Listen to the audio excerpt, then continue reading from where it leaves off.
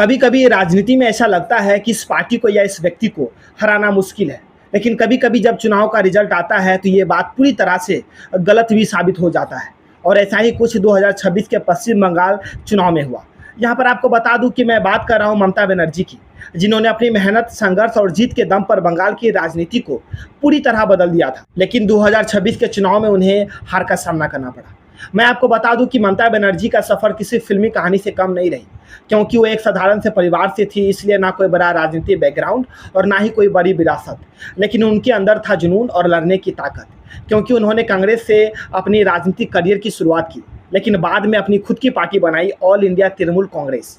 उस समय बंगाल में 30 सालों से सीपीएम का शासन था, इसलिए लोगों को लगने लगा था कि यहाँ पर बदलाव संभव ही नहीं है।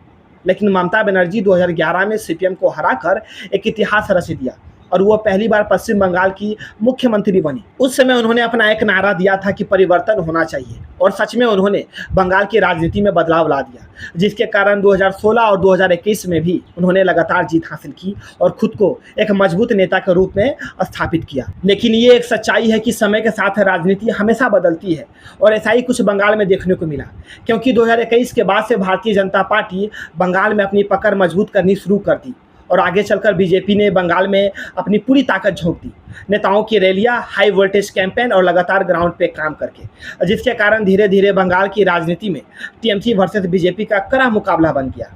और इसी कारण 2026 के चुनाव में बीजेपी एक ऐतिहासिक जीत हासिल कर ली, और अब बंगाल की राजनीति में सीपीएम टीएमसी के बाद बीजेपी का एक नया चैप्टर जुड़ जाएगा। लेकिन यहाँ पर सबसे बड़ा सवाल आता है कि जिस महिला ने सड़कों से शुरुआत करके 34 साल पुरानी सरकार को गिरा दिया, क्या वो एक हार से ख़त्म हो जाएगी या फिर से लौट कर आएगी? आप लोग कमेंट में बताना।